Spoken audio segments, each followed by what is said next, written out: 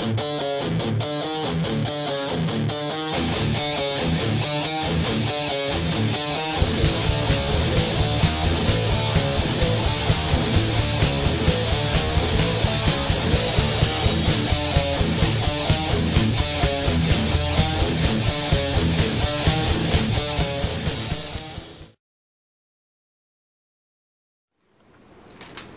morning Morguechat, part 2.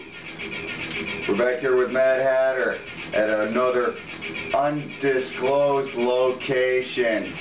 They blindfolded me to bring me to this one. Yeah, nobody knows where we're at, except you guys who've seen these colors before from previous episodes. But you don't even know, do you? You're only guessing. It's an educated guess at best. But anyway, what we started talking about in the last episode was taxes, your taxation, and why it is that you are being taxed. And should you continue to pay taxes? You know my feeling on that. What are your feelings on that?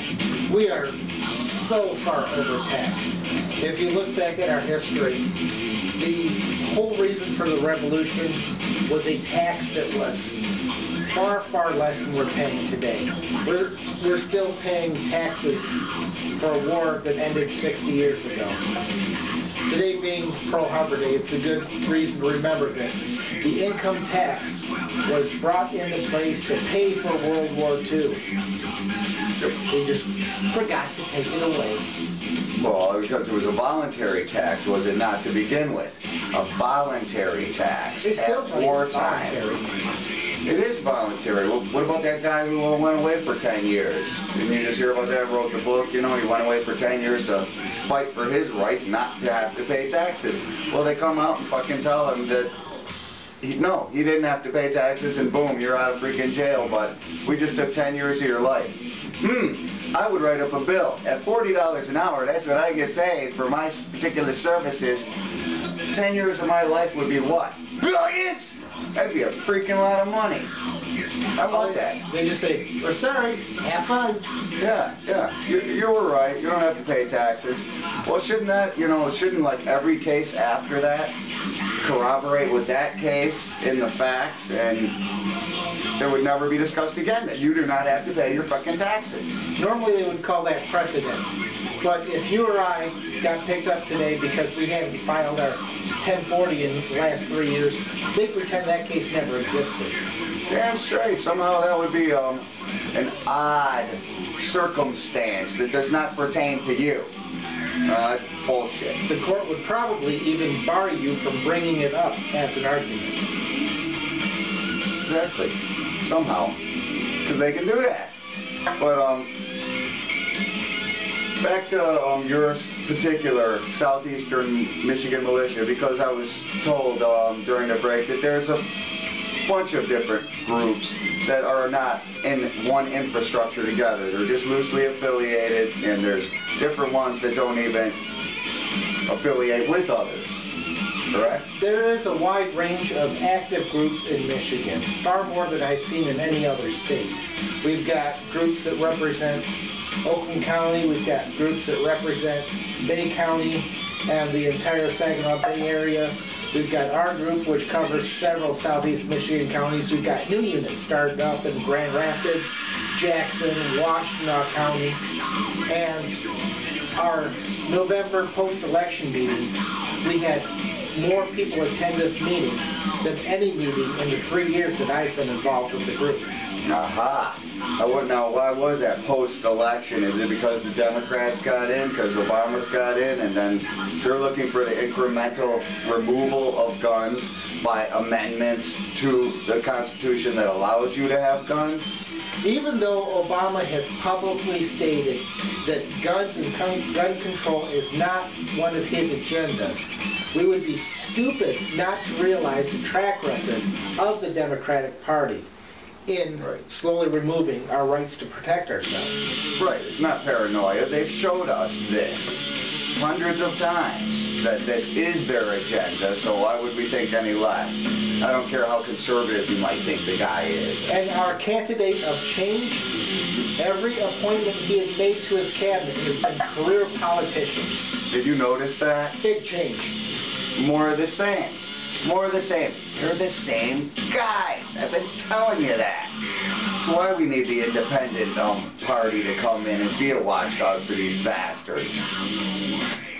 Now, in their elitist agenda, they've tied in the media with this. Why is it that every time I see clips about militias and about military, it's about something really fucked up they've done, or what they do is, even if they haven't fucked up, they grab the biggest moron that they can fucking find and shove him in front of a camera. Why is that? We've been fighting that since our group's inception.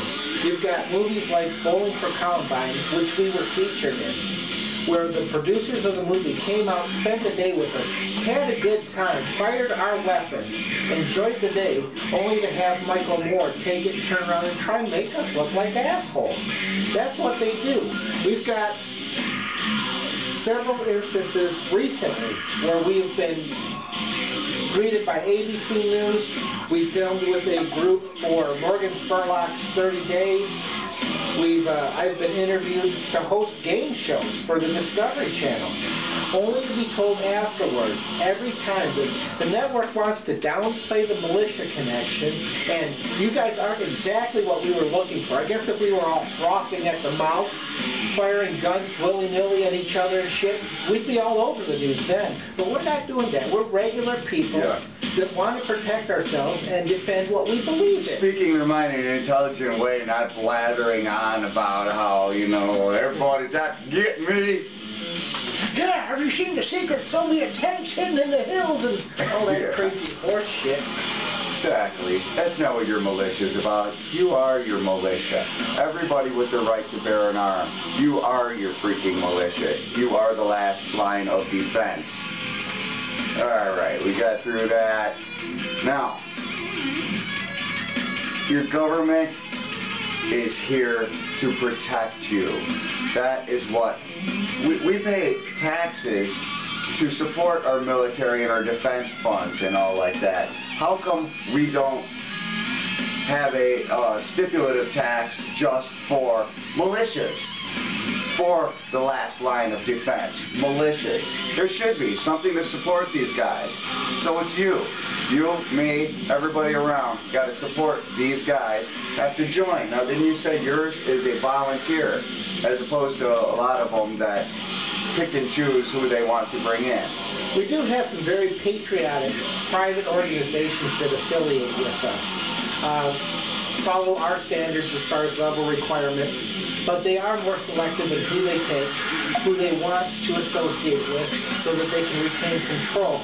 And we are a more open organization. I had a friend of mine almost 20 years ago tell me, do you realize we live in an age when pizza will get to your house faster than the police will, and with a guarantee. 20 years later, really nothing's changed. You can't guarantee anybody's out there to help you except for you. So what I want to say is, before revolution comes, be a man and get your gun. That's a slogan here. We like that. Thank you for being here, man.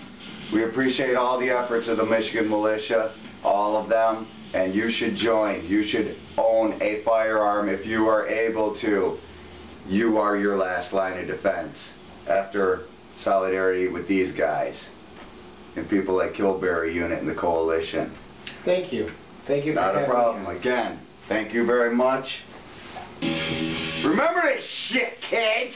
It's not going away. It only gets worse from here on out.